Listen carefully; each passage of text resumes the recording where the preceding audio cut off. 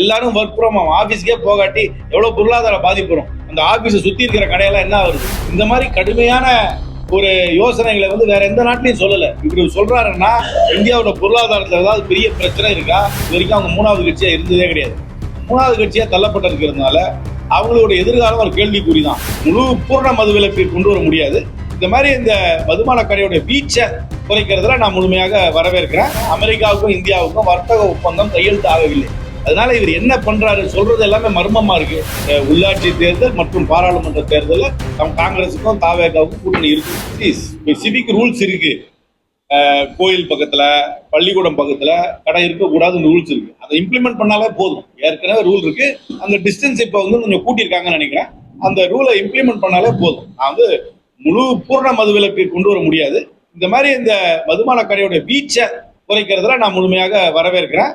ID card பார்த்து தான் நீங்க வந்து மதுபானம் விற்கணும்ன்றத இதையும் நான் வரவேற்கிறேன். அதோடைய நேரம், கடையோடைய நேரத்தையும் குறைச்சாங்கன்னா அதையும் நான் வரவேற்கிறேன். ஒரு எக்ஸிஸ்டென்ஷியல் கிரைசிஸ் தான்.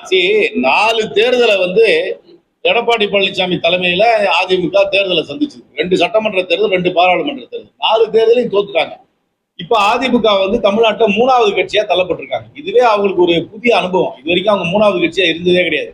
3வது கட்சியா தள்ளப்பட்டிருக்கிறதுனால அவங்களோட எதிர்காலம் ஒரு கேள்விக்குறிதான். யாருமே அதிமுக தீவிரமா இருக்கவங்க கூட யாருமே 5 வருஷம் கழிச்சு எடப்பாடி பழனிசாமி தலைமையில ஆட்சி அமைப்போம்னு சொல்ல மாட்டாங்க. அதனால அவர்களுடைய ஒரு எக்ஸிஸ்டென்ஷியல் கிரைசிஸ் தான். அந்த கட்சி உடையலாம், இல்ல புது தலைமை வரலாம், இல்ல மற்றவங்களோட போய் இணையலாம். இந்த மாதிரி பல மாற்றங்கள் அந்த கட்சியில வரும் என்றுதான் நான் எதிர்பார்க்கிறேன். திராவிட முன்னேற்ற கழகம் என்றது ஒரு வலுவான அரசியல் கட்சி. அது வலுவான அரசியல் கட்சியாக தான் செயல்படும்.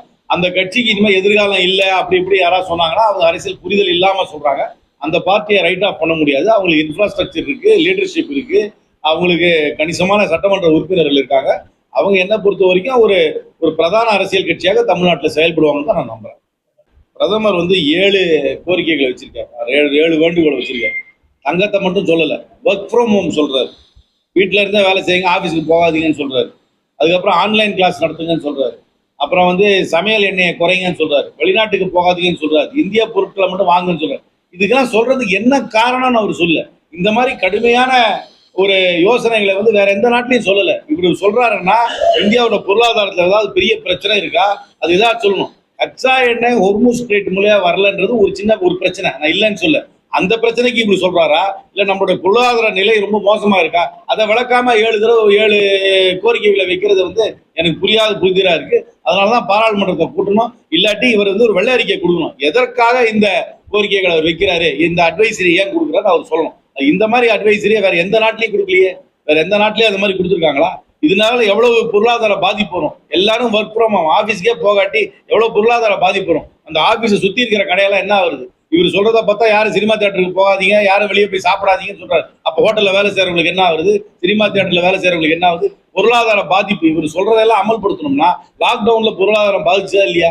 அந்த மாதிரி இல்ல பாதிக்கும்ல, அதற்கு என்ன வழி சொல்றாரு? அதனால இவர் சொல்றது வந்து ஒரு யோசனை. இந்த மாதிரி நீங்க எல்லாம் பண்ணுங்கன்னு சொல்றாரு. ஏன் பண்ணுங்கன்றத அவர் இன்னும் விளக்கி சொல்லணும். இன்னைக்கு வரைக்கும் தெளிவா தெரிஞ்சுங்க, அமெரிக்காவுக்கும் இந்தியாவுக்கும் வர்த்தக ஒப்பந்தம் கையெழுத்து ஆகவில்லை. அதனால இவர் என்ன பண்றாரு சொல்றது எல்லாமே மர்மமா இருக்கு. வெளிப்படைத்தன்மை இல்லாம இந்த அரசாங்கம் செயல்படும். சிறுபான்மை அரசாங்கம் எப்படி சொல்றது? நேற்று தான் சிறுபான்மை அரசாங்கம்லாம் கிடையாதுங்க. நேற்று வந்து அவங்களுக்கு வந்து ஓட் ஆஃப் கான்பிடன்ஸ்ல நல்ல மெஜாரிட்டியில ஜெயிச்சுட்டாங்க. சிறுபான்மை அரசாங்கம்லாம் கிடையாது. வெளியில இருந்து ஆதரவு கொடுக்குறவங்க, உள்ள போய் ஆதரவு கொடுக்குறவங்க எல்லாம் சேர்த்தா அது ஒரு நல்லா இருக்கும். 5 இயர்ஸ் எந்த காம்ப்ளிகேஷனும் இருக்காது.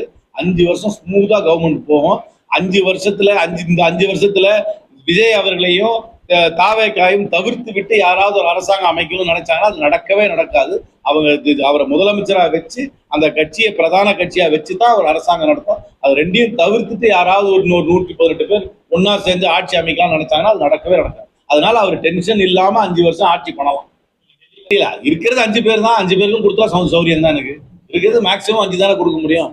5குள்ள எவ்வளவு கொடுக்குறாங்களோ நான் ஏத்துக்கிறது தயாரா தான் இருக்கேன். அது எத்தனை மற்ற கட்சிகள் யாரெல்லாம் சேர்றாங்கன்னு பார்த்து பேச்சுவார்த்தை மூலமா அவருடைய கட்சியில் எத்தனை பேருக்கு கொடுக்கணும்னு பார்த்து ஒரு சீலிங் இருக்கு, அதை பார்த்து கொடுப்பாங்க.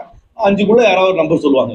கூட்டணி இருக்கும். நாங்க வந்து தெளிவா சொல்லியிருக்கோம். ஆதரவு கொடுக்கும்போது உள்ளாட்சி தேர்தல் மற்றும் பாராளுமன்ற தேர்தலில் காங்கிரஸுக்கும் தாவேகாவுக்கும் கூட்டணி இருக்குன்னு சொல்லியிருக்கோம். கூட்டணியில தான் தேர்தல்.